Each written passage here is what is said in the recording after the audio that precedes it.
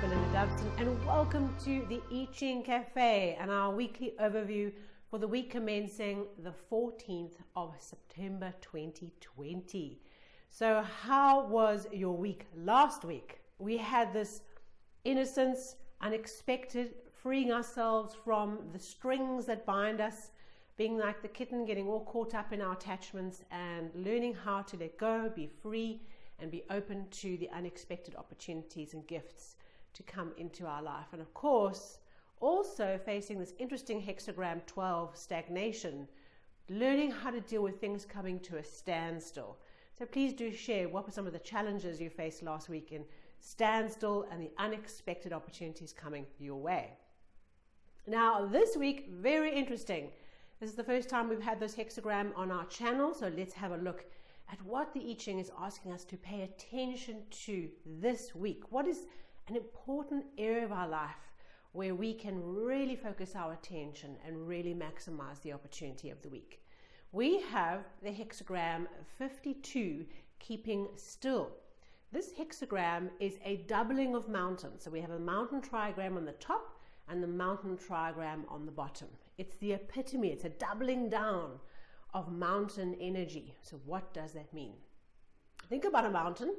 It sinks and rests. It's stable, it's fixed, unless of course you have an earthquake, and it's very stable, very fixed, and very rigid.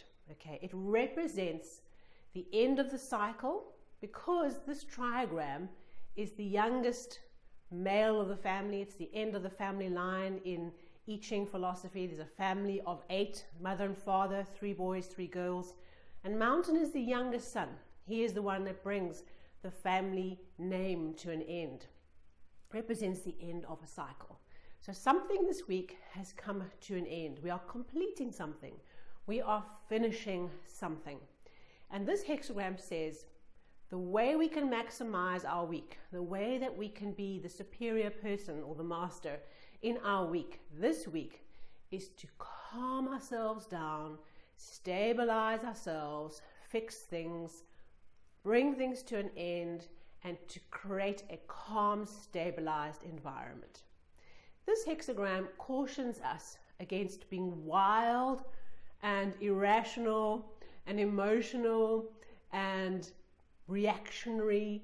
This hexagram says the way we deal with this week, we go inwards, we calm down, we come to a stop. Okay. So very much this week we've been called to say stop, bring it to a close, stabilize where you are. This is not the week to run around after wild and fancy ideas. This is the week where we go inwards, we stop, we reflect, and we look back at the cycle that we are closing off. Now for me, I am moving this week from a house that we've lived in for 5 years. And so I think about this, I think, okay, bring it to an end, be calm, stabilize things, do what you can to smooth this transition, but bring it to an end. Okay, so lots still to be done there.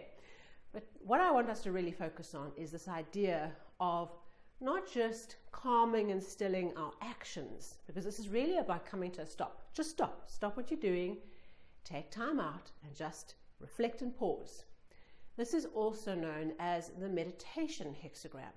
So if you are not a meditator and you don't have a practice of calming your mind, whatever way that works for you, this might be a week where it's going to be extremely useful. So another way to apply this hexagram is to get back into your meditation practice, into your contemplation practice, whether that's walking, or whether that's meditating, or whatever methodology you use, whether it's an app or silence or music. Get back into an opportunity to calm and still the mind. Look inwards, look back on what has been created, what are you finishing, and just stabilize where you are. For those of us who race ahead and try and accomplish new wonderful things this week, we are not going to get anywhere. So for me, I know, finish the move. That's all you have to do. Stabilize the move. That's what you have to do. So we have this week 2 changing lines.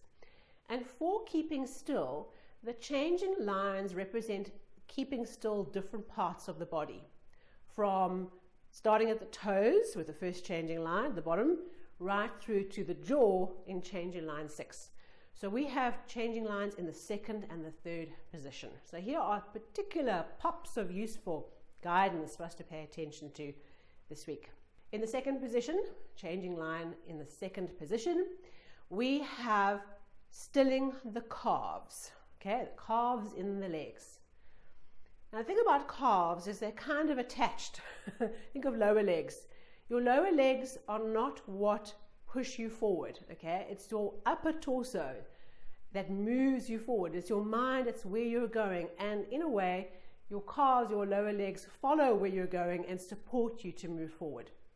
So in this week, this changing line says, you might come across a situation where you realize you need to stop the direction you're going in. You need to bring it to an ending. Stop what you're doing.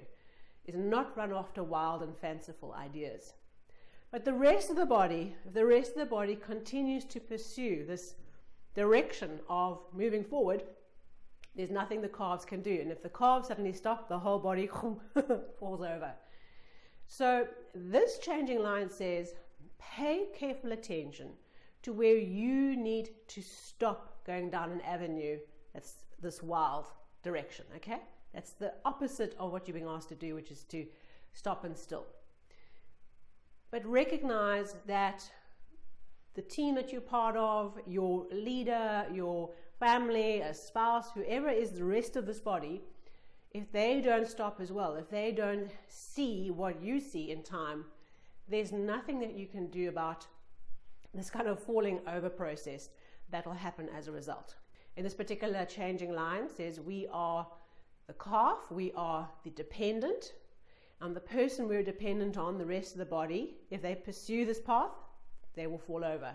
And we have to just be at peace that we can't control someone else's choices of chasing down a crazy avenue. So take control of stopping what you are doing that's taking you down the wrong path, or perhaps taking you down the starting of something new. This is not a starting new week. This is a finishing week. Stabilize, fix. If you take responsibility for your own stopping, of your own meditating, of your own contemplating, you can't take responsibility for others who don't listen to good advice. And so there's a sense here of just letting go emotionally of the attachment to everyone else being okay. You can only take care of yourself in this situation. So say, for example, you're part of a team and the leader of the team is hell-bent on starting this new project this week, and you feel it's the wrong thing. Like, you have to just be okay with the fact that there's going to be some damage control coming out of this process of trying to do something when the time is just not right. Okay, so that's changing line 2. Changing line in the third position says stilling the hips and suffocating the heart. Okay, so what this changing line says is the next flow of change throughout the week is that we feel we need to split ourselves into two and make a big sacrifice and force ourselves to stop in the hips.